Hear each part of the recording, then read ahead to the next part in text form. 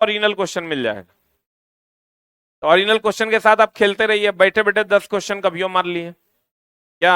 आने वाले समय में मैथ भी आ रहा है, आने वाले समय में रीजनिंग भी आएगा, तो आने वाले समय में बहुत सारी चीजें उसमें आपको दिखाई देंगी। और रिवीजन का सबसे बढ़िया अड्डा होगा वो। एक एक बच्चा 6-6 घंटा से खेल रहा है। कल एगो बच्चा था, वो 350 क्वेश्चन मार चुका था। वो हमको लगता है जोड़ लो लगभग तो 6-6.5 घंटा से मोबाइल ऑन है, जो कि आप फिर जैसे बैक जाइएगा आप सब वैनिश हो जाएगा अपने आप। मतलब इसको अगले वर्षन में जब आएगा तो बहुत सारे फीचर्स के साथ ये गेम बन के आएगा, ठीक है। और गेम Dreams11 पे टीम नहीं बनाना है, कहाँ टीम बनाना है, बिग बूस्टर पे टीम बनाना है और अपने यार दोस्त को भी बताना है, ठीक है।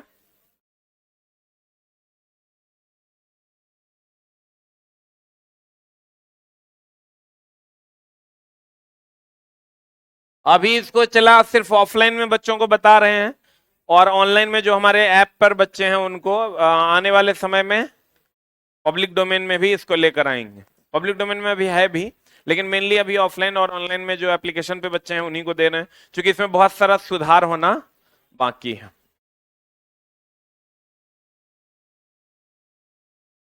आंसर दिखाता है तो, अरे जिसका नहीं मारोगे उसका नहीं दिखाएगा। आने वाले समय में जिसका तुम नहीं मारोगे उसका भी आंसर ऊपर में रहेगा, देख लेना। अभी तो थोड़ा सा ये भी ग्रीवेंसेस है बच्चों के कि सर सबके मोबाइल में एक डल चलता है, तो इसका देख के ही मार लेगा। आने वाले समय में रैंडम थ्रो होगा, सबके क्वेश्चन में रैंडम क्वेश्चंस आएंगे, और क्वेश्चन अगर बड़ा है तो ऑटोमेटिक टाइम बढ़ के आएगा। वो भी फीचर सारा है, जो लोग खेल रहे होंगे उनको पता चल रहा होगा। अभी 20 पहले 15 सेकंड था, हम 5 सेकंड बढ़वाए हैं।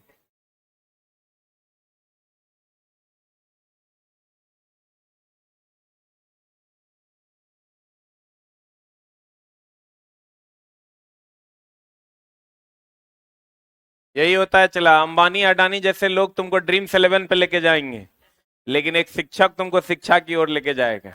यही दोनों में फर्क है, एक घटिया बिजनेसमैन और एक शिक्षक में। हमें चिंता होती है कि तुम कंटेंट कैसे पढ़ोगे, कैसे तुम्हारा तकदीर बदलेगा। वो कहेगा Dreams11 पे टीम बनाओ, डेली 49 टका का लॉस लो। आ जाओ इधर।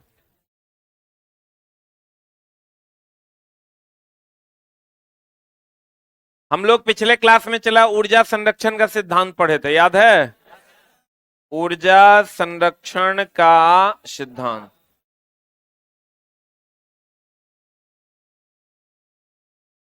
ऊर्जा ना तो उत्पन्न की जा सकती है ना ही नष्ट की जा सकती है, ऊर्जा को एक रूप से दूसरे रूप में बदला जा सकता है, सही है ना। चेकबुक खोजो, अब देखो।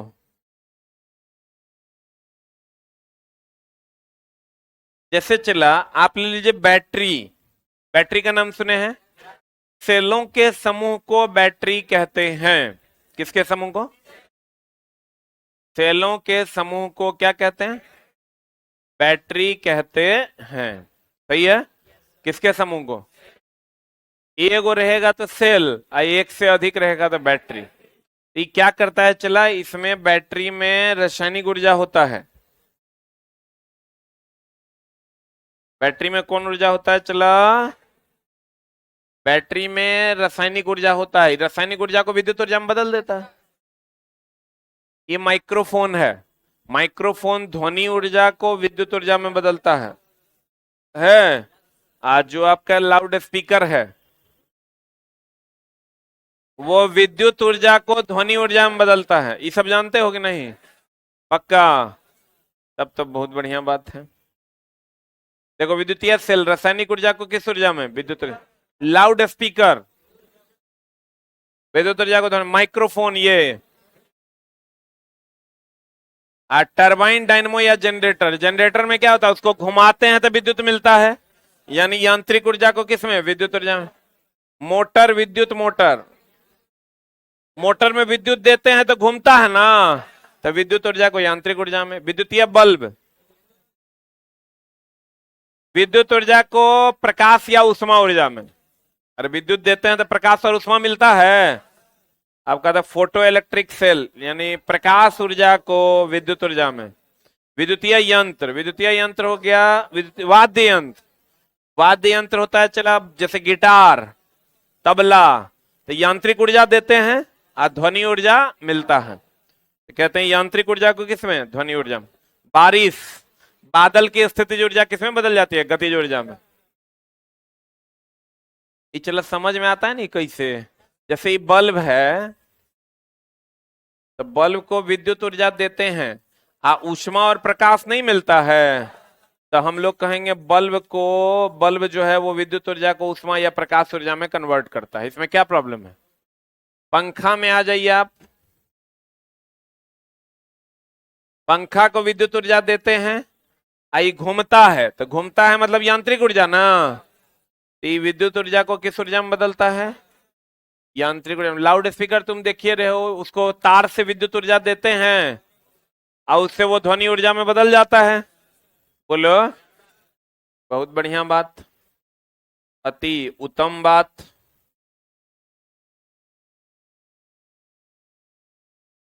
अब देखो चला, बढ़िया समझना, मामला अभी यही सेट होगा।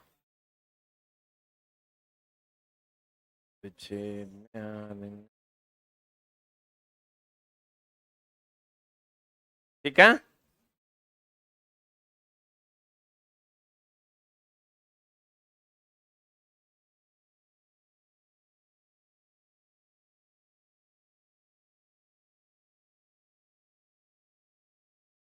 ये पृथ्वी का क्या है? सतह है ना। अगर इस पॉइंट पर है, यहां से चलना शुरू करेगा, इस पॉइंट पर क्या होता है चला, हाइट तो जीरो है ना, तो potential energy zero, kinetic energy मान लो 50, तो टोटल एनर्जी कितना? 50 होगा। जब इस आधे वाले पॉइंट पे पहुंचेगा तो हाइट तो बढ़ा ना हो, तो पोटेंशियल एनर्जी 25, काइनेटिक एनर्जी भी 25 और टोटल एनर्जी 50। जब इस पॉइंट पे पहुंचोगे तो यहां तो नीचे सुपर वेग फेंकेंगे तो वेग का मान जीरो ना होता है, तो यहां तो वेग जीरो हो जाएगा।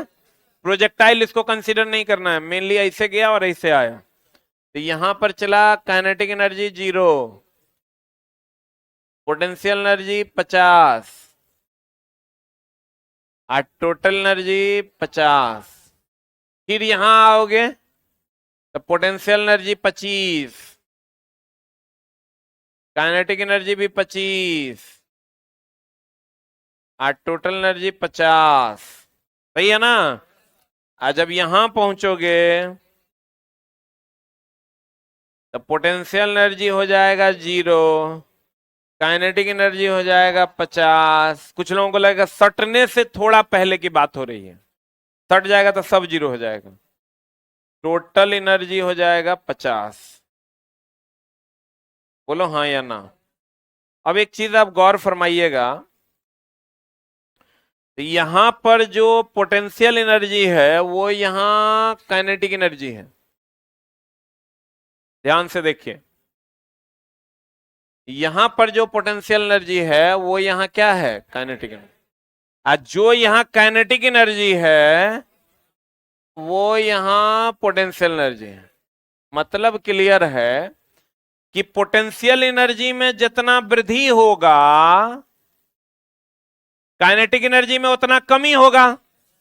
पोटेंशियल एनर्जी यहां जीरो है, काइनेटिक एनर्जी 50 है, तो पोटेंशियल एनर्जी यहां 50 है, काइनेटिक एनर्जी जीरो है। एक में जो वृद्धि होगा वो दूसरे में कमी के बराबर होगा। बुझा रहा है? नहीं बुझा रहा है, तुम्हारा दिमाग वेल डेवलप नहीं है। बढ़िया समझने की कोशिश करो, और ना तो तुम कोशिश नहीं कर रहे हो। काइनेटिक एनर्जी 50 है, यहां काइनेटिक एनर्जी जीरो हो गया, हुआ। तो चला जी 50 से जीरो हो गया, ई पोटेंशियल एनर्जी जीरो से क्या हो गया? 50। तो एक में जो कमी हुई तो दूसरे में उतनी ही वृद्धि हुई, और दूसरे में जितनी कमी हुई पहले में उतनी ही वृद्धि हुई। लेकिन कुल ऊर्जा हमेशा क्या रहा? नियत, नियत रहा, कांस्टेंट रहा। बोलन रे। और जो यहां काइनेटिक एनर्जी है वही यहां पोटेंशियल एनर्जी है। बोलवे नहीं करेगा।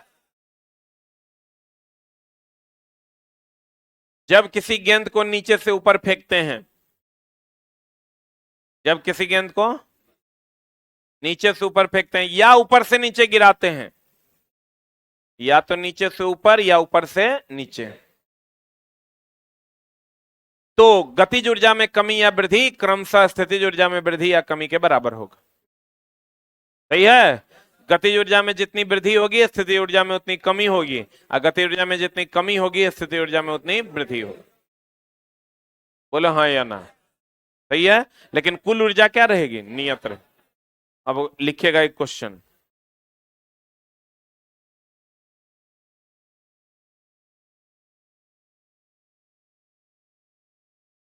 लिखा है?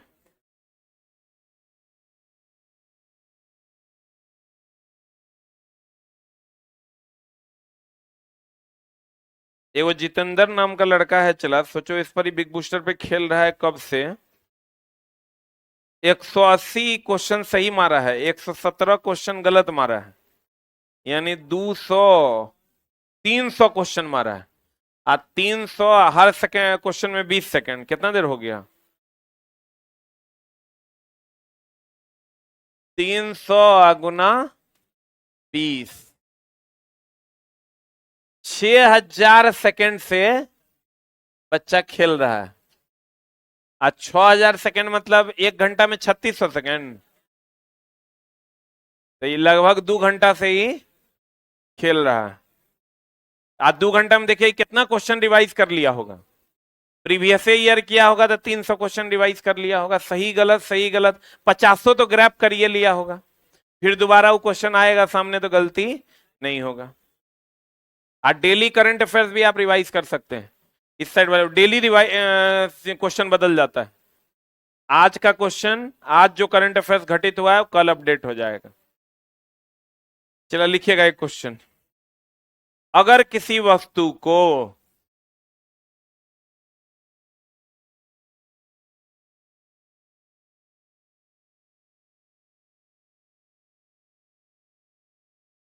नीचे से ऊपर फेंका जाता है,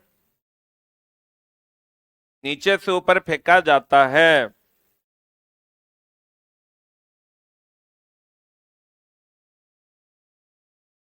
और वस्तु का द्रव्यमान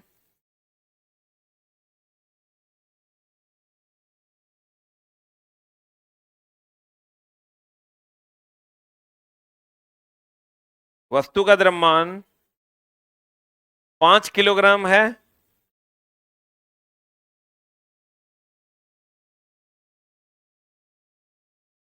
अब वस्तु का प्रारंभिक वेग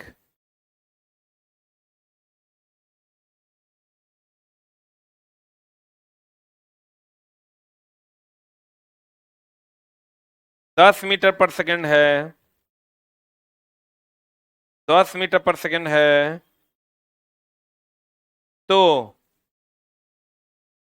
मध्य बिंदु पर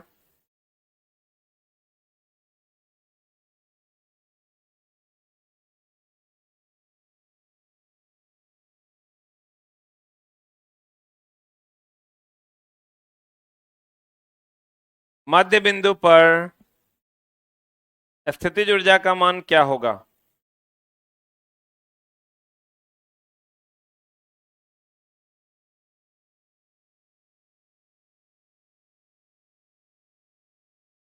देखो चला, जो तेज बच्चा होगा वो बना रहा होगा। यहां कह रहा है मध्य बिंदु पर क्या मांग रहा है? Potential energy. इधर इधर देखो, मध्य बिंदु पर पोटेंशियल एनर्जी मांग रहा है। हमको पता है पोटेंशियल एनर्जी का फॉर्मूला mgh होता है, तो m और h है क्या? अरे m और h है क्या? नहीं ना है? बोलवे नहीं करे, नहीं है ना? m दिया हुआ है, h नहीं ना है, तो नहीं निकलेगा। लेकिन प्रारंभिक वेग दिया हुआ है और द्रव्यमान दिया हुआ है, तो यहाँ का काइनेटिक एनर्जी निकल जाएगा। कितना? हाफ एम भी स्क्वायर, तो हाफ का मान हाफ हो गया, एम का मान 5 हो गया, अब भी स्क्वायर 10 का स्क्वायर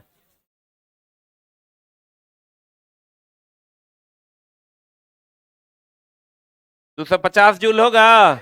अगर ये 250 जूल यहां पर है तो इस जगह पर तो यहां 50 था तो यहां 25 हो गया था। यहां 250 जूल है तो यहां 125 जूल पोटेंशियल एनर्जी नहीं हो जाएगा, तो यहां पर सीधा 125 जूल हो जाएगा आंसर। तो मध्य बिंदु वही ना हुआ रे, हम पिक पर निकाल दिए हैं। तू दारू पी के आया होगा, हम थोड़े आए हैं। गांजा मारता है क्या रे? हाँ, तो पढ़ो तो की लिखाए हैं हम, गांजा नहीं ना मारता है। मध्य बिंदु हम लिखाएं कि पिक लिखाएं, अंत लिखाएं? उच्चतम न लिखाए हैं। उच्चतम पर मांगता तो 250 जूल यहाँ पोटेंशियल एनर्जी है, वही काइनेटिक एनर्जी है, वही पोटेंशियल एनर्जी हो जाता, 250 जूल हो जाता। कौन जूल में हो जाता? बोलो। अगला क्वेश्चन।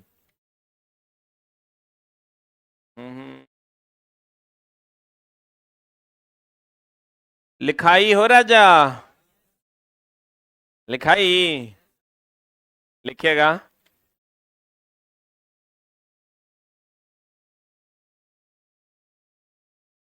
अगर किसी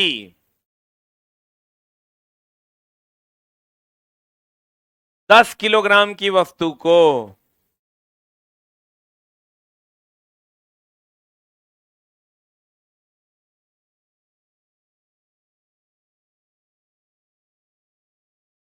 10 मीटर तक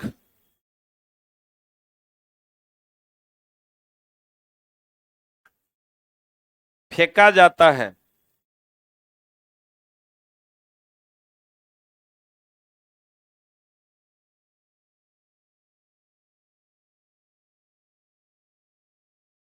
कितना तक फेंका जाता है? 10 मीटर तक फेंका जाता है। कितना तक? 10 मीटर तक फेंका जाता है। तो तो लिखा तो मध्य बिंदु पर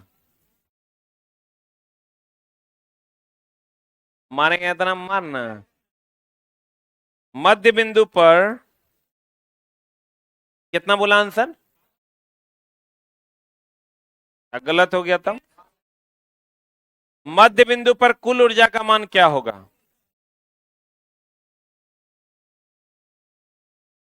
देख रहा ना, हड़बड़ी में गड़बड़ी हो रहा है।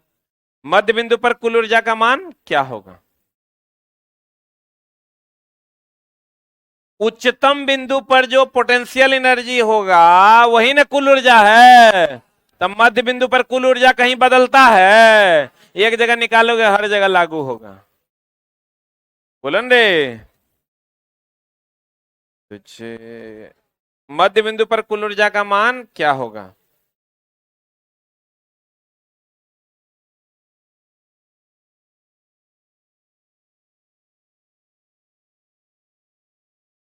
मध्य बिंदु पर कुल ऊर्जा का मान क्या होगा? तो बताइए क्या होगा।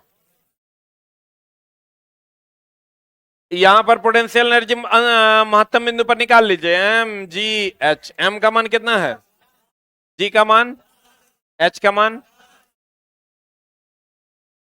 1000 जूल। तो यहां पर काइनेटिक एनर्जी तो जीरो ना हो जाएगा, तो टोटल एनर्जी तो 1000 ना हो जाएगा। तो यहां 1000 होगा तो यहां भी ना 1000 होगा, तो टोटल एनर्जी का मान 1000 जूल होगा। बोलर चला, अब नहीं फंसा पाएगा। हम लोग सिंपल याद करके रखते हैं, ऊर्जा संरक्षण का सिद्धांत। ऊर्जा ना तो उत्पन्न की जा सकती है, नहीं नष्ट की जा सकती है। ऊर्जा को एक रूप से दूसरे रूप में बदला जाता है। एक और क्वेश्चन था, चला लिखिएगा, लिखा दें।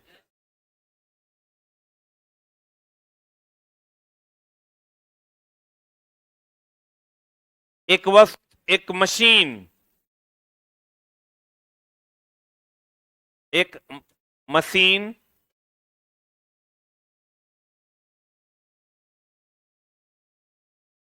की गतिज ऊर्जा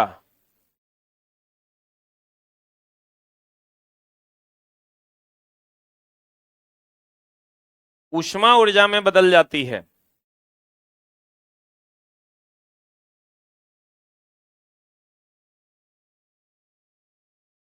एक मशीन की गतिज ऊर्जा ऊष्मा ऊर्जा में बदल जाती है। लिखा?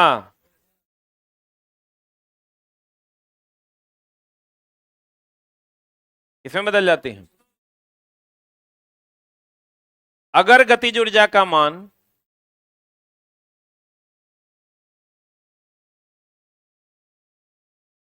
100 जूल है, अगर गतिज ऊर्जा का मान 100 जूल है और घर्षण के कारण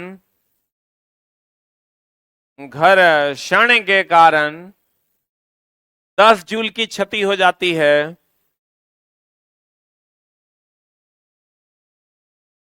10 जूल की क्षति हो जाती है, तो ऊष्मा ऊर्जा का मान क्या होगा? पहला ऑप्शन लिखना है 100 जूल। ध्यान से बनाना, मुंह में लाठी ठूस देंगे पहले जो बोल देता है। पहला ऑप्शन 100 जूल, दूसरा ऑप्शन 110 जूल, तीसरा ऑप्शन 80 जूल, चौथा ऑप्शन 90। मारो 90। कितने लोग ये नंबर के फेवर में हैं? The favouring 1, the favouring 2, the favouring 3 and the favouring 4। वाह वाह, देखो चला। ये जो कह रहा है कि गति कौन ऊर्जा को बदल रहा है, तो गतिज ऊर्जा जो है ये बदल रहा है किसमें? किसमें बदल रहा है? ऊष्मा ऊर्जा में। ये तो कहता है, ऊर्जा संरक्षण का सिद्धांत तो कहवे न करता है कि ऊर्जा को एक रूप से दूसरे रूप में बदला जाता है, लेकिन चला इसमें क्षय भी हो रहा है। ये जो क्षय हो रहा है, क्षय 10 पर कितना है? 10 जूल का क्षय हो रहा है।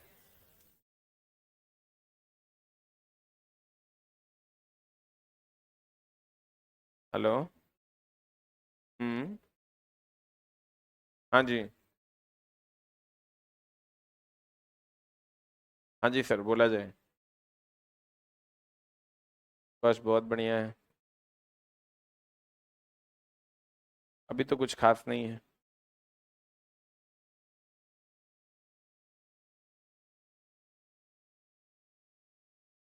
नहीं तो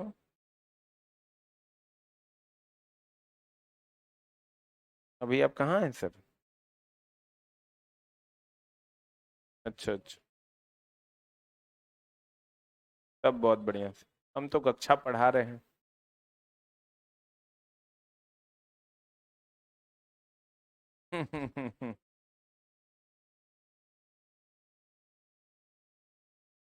अभी तो सर हम क्लास में हैं, तो रात में बतियाते हैं आपसे। ठीक, ओके।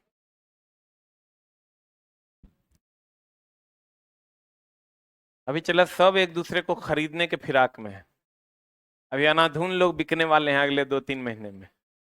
किसी बड़ी कंपनी को बड़ा सा फंडिंग आया है, सब बिकने के जुगाड़ में लगे हुए हैं। वो ओकरा साथ बिक रहा है, वो ओकरा साथ बिक रहा है। हम लोग भी गरीब आदमी हैं, कुछ ना कुछ ऑफर आ ही जाता है। लेकिन चला समस्या ये है कि अपना तो भैया सेल्फ रिस्पेक्ट है, तो तुम कितनों पैसा दे दो, ही लड्डोल हो नहीं सकता है। पैसा चला मर्द को झुका दिया तो हिजड़ा है। अब तुम समझो, हम लोग को तो चला ये सब ऐसा ऐसा कंपनी सब है चला जिसको हजारों करोड़ में फंडिंग है। अब वो फंडिंग किसी ना किसी टीचर को उसको देना है। कभी कभी चला हम लोग के लिए भी ऐसा हो जाता है कि टीचर को जबरदस्ती बोलते हैं, भैया आपका जो पैसा मेरे पास है जल्दी से ले लो, क्योंकि अगर आप नहीं लोगे तो हमको 30% का इनकम टैक्स देना पड़ेगा, तब फिर हम आपको पैसा देंगे, उससे बढ़िया आप ले लो। जबरदस्ती बुला के देते हैं, भैया तुम अपना पैसा ले लो। जबकि मेरा अपना कमाया हुआ है। उन लोगों के साथ क्या होता है, ये लोग दिखाते हैं कि मेरे पास इतने बच्चे हैं, इतने बच्चे हैं, इतने बच्चे हैं। उनको मान लो कोई कंपनी जो है 5,000 की फंडिंग दे दी 10% इक्विटी के बदले, कि आप जो कमाइएगा उसका 10% हमको देना होगा। हम आपको 5,000 करोड़ देते हैं, हम आपको 3,000 करोड़ देते हैं। किसी किसी को तो 18,000 करोड़ तक मिला है। अब 18 लोग लेकिन कहने के लिए कहते हैं मेरी 8,000 करोड़ 10,000 करोड़ की कंपनी है, उसका कुछ नहीं है। वो जिसने पैसा लगाया है उसके बदले वो अपना प्रॉफिट लेगा, और जब वो प्रॉफिट नहीं दे पाएगा तो फिर उसका जो रिकवरी है वो कंपनी कर लेगी। ठीक है, तो अब हम लोग को आता है, समझो कि हम जितना अपने जीवन में कमाए हैं, आज जितना कमाएंगे, सीधे कहता है जितना सर आपने कमाया है और जितना आप कमाइएगा उसका 10 गुना आप हमसे ले लो। मतलब वो सीधे कहता है इस साल का आपका ट्रांजैक्शन बताओ। हम मान लो, वो लोग ऐसे ही बात करता है एक्स अमाउंट, वो एक्स कभी नहीं बताएगा। वो कहेगा सर मान लो आप इस साल का आप अपना लीगल ट्रांजैक्शन जो आपके आस एजुकेशन प्राइवेट लिमिटेड ने किया है, आस पब्लिकेशन ने किया है, बिग बूस्टर टेक्नोलॉजी ने किया है, उसका आप एक अमाउंट बता दो। एक्स अमाउंट मान लो है, ये एक्स में तो हम 3 घंटा तक जो है उसका सुनते रह गए। अब एक्स अमाउंट को आप सर 1 साल में आपने किया ना, आप उसको 10 से मल्टीप्लाई कर लो और वो पैसा आप अभी ले लो। One time shifting charge, one time shifting charge. उसके बाद सर हम आपको एक एक्स अमाउंट देंगे पर मंथ, और उसके बाद हम अपनी कंपनी में आपको एक एक्स अमाउंट का शेयर भी देंगे। अब ई एक्स लेकिन बहुत बड़ा है, ये एक्स जो है चला वो बहुत ही बड़ा। अब तुम सोचो हम लोग 18 लाख 19 लाख का जीएसटी पे करते हैं पर मंथ, यानी 1 करोड़ के आसपास का ट्रांजैक्शन अगर मान लो अभी दिखाएंगे हम, उस हिसाब से एक्स गुना 1 प्लस गुना 10 बहुत ज्यादा नहीं हो जाता है। बहुत आसानी से आप ले लीजिए और वन टाइम आप पूरे चैनल को लेके शिफ्ट कर जाइए। उसके बाद जो आपका कोर्स बिकेगा उसमें हर एक्स में 20% आपका या 30% आपका, और प्लस एक्स अमाउंट की सैलरी भी आपको मिलेगी। वो एक्स बहुत बड़ा होगा, और पढ़ाना मात्र 3 घंटा है। कितना घंटा? तो कोई हाई बाप बाप है कि 20 टका तुम दो, 10 टका तुम दो, 100 तुम दो, 2,000 देंगे, हाँ सर बहुत फीस है 3,000 देंगे। एक्स अमाउंट लेके अपना सूझ जाना है। यही टीचर कर रहे हैं, क्योंकि टीचर को भी लोभ हो जाता है चला, क्योंकि ये एक्स बहुत बड़ा है। अब कंपनी को एक के बार में आ गया 15,000 करोड़, 15,000 करोड़ यही है। अब वो 15,000 करोड़ क्या करेगा? स्टूडेंट में तो बांट नहीं सकता। उसको मिला है, उसने दूसरे से जो पैसा लिया है ये बोल के कि ये पैसा जो हम आपसे ले रहे हैं इससे हम जो कमाएंगे हम इन्वेस्टमेंट करेंगे, अच्छे टीचर्स लाएंगे, अच्छा ऑलरेडी हम कमा रहे हैं, लेकिन आप जब हमको दीजिएगा तो उसके बदले हम आपको 20% की इक्विटी देंगे। मतलब अगर हम 100 रुपया कमाएंगे तो 20 रुपया आपको बैठे बैठे दे देंगे। तो गवर्नमेंट तो 7% इंटरेस्ट देती है ईयरली, हम आपको 20% देंगे। तो किसी का पैसा कहीं रखा हुआ है तो वो दे देता है, चलो भाई हमने आपको फंडिंग कर दी। शार्क टैंक देखता होगा तुम लोग। अब चला वो क्या करेगा, वो स्टूडेंट को दे नहीं सकता, तब टीचर को देना है, उसको फिक्स है, उसको टीचर को देना ही देना है। नहीं देना है मतलब वो सारा पैसा वो निकाल लेगी या लौट जाएगा, या फिर वो समझेगी कि कंपनी बेनिफिट में नहीं है। तो वो पैसा खर्च करना है, तो खर्च कैसे होगा भैया? तो टीचर खोज रहा है भैया जिसके अकाउंट में पैसा हम डाल दें।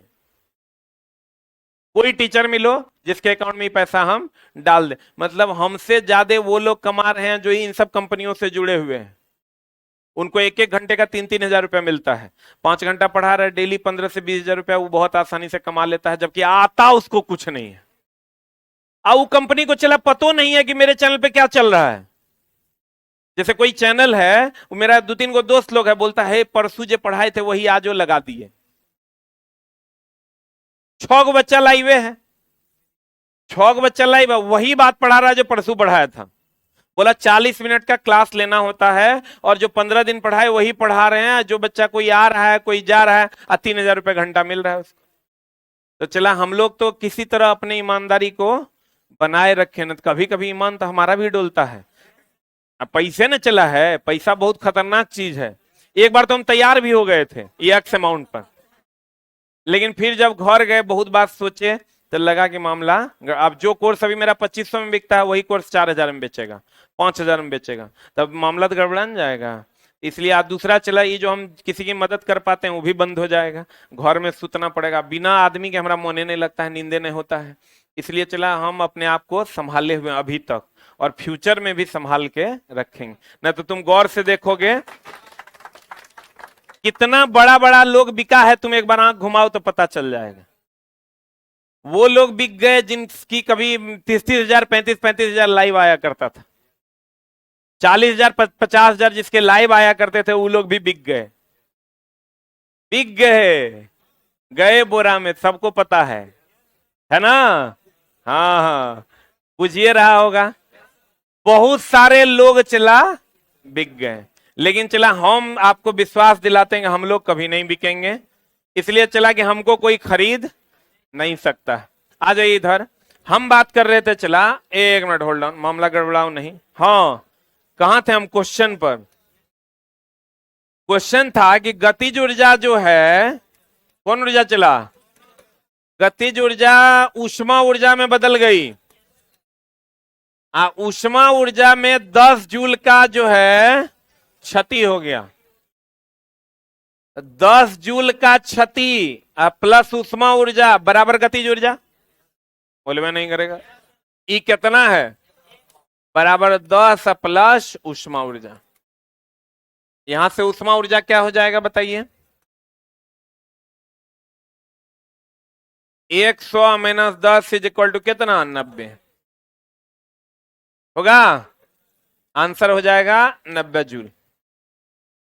जो लॉस हुआ चला वो तो लॉस हो न गया, तो उसको हम लोग उस साइड जोड़ेंगे, अब बन जाएगा सवाल।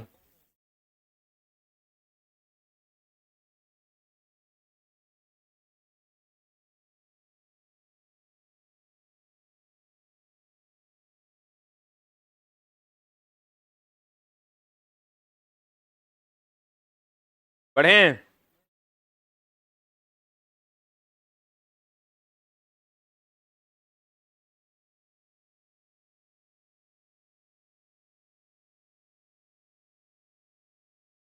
बढ़े हो,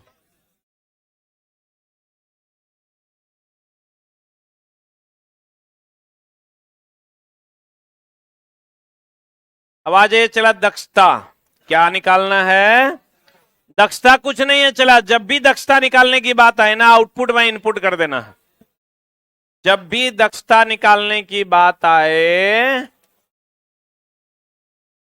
आउटपुट बाय इनपुट गुना 100, तो दक्षता बराबर आउटपुट बोले तो निर्गत बट आगत गुना 100, सही है ना। किसी भी मशीन की दक्षता 100% से कम होती, सही है ना, बहुत बढ़िया बात। कहता किसी निकाय के निर्गत और निर्विष्ट, निर्गत मतलब हो गया आउटपुट और निर्विष्ट मतलब हो गया इनपुट, के अनुपात को क्या कहते हैं, दक्षता। दक्षता प्रतिशत बोले तो प्रतिशत में तो गुना 100 ना, आउटपुट बाय इनपुट गुना 100। देखो चला ध्यान से, ये तो पता है ना, 1 किलोवाट बराबर 1000 वाट, 1 HP बराबर 746 वाट, बहुत बढ़िया बात। तो दक्षता बराबर होता है आउटपुट बट इनपुट गुना 100। कोई इलेक्ट्रिक मशीन किसी विद्युतीय स्रोत से 1 किलोवाट की शक्ति लेता है, तो ले रहा है तो 1 किलोवाट, तो इनपुट हुआ कि आउटपुट हुआ, 1 HP की शक्ति देता है, सही है ना।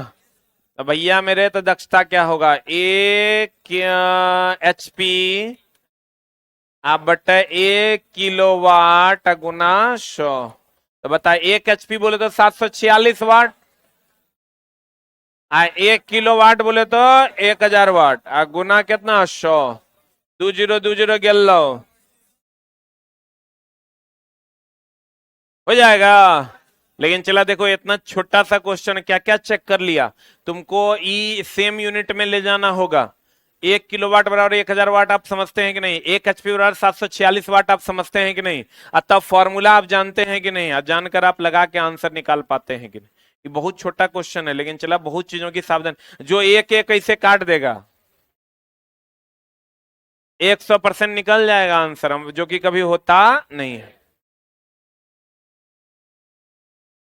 एक व्यक्ति, देखो चला एगो गूढ़ बात तोरा हम बताते हैं, जो हम इतना दिन में इस चैप्टर में सीखे हैं, जो तोरा बताने जा रहे हैं। काहे उठक बैठक कर रहा है?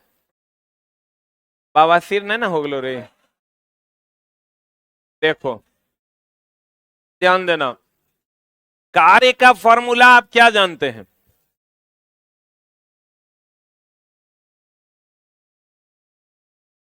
कार्य का फॉर्मूला आप क्या जानते हैं? F s cos theta. बोलो हाँ या ना। कार्य का फॉर्मूला क्या है? तो इसका एक और फॉर्मूला आज से जानिए, हाफ एम वी स्क्वायर। कौन फॉर्मूला? इसका एक और फॉर्मूला जानिए, एम जी एच। आपको ये बुझे नहीं गुरुजी? ये तो स्थितिज ऊर्जा का फॉर्मूला है और ये तो गतिज ऊर्जा का फॉर्मूला है।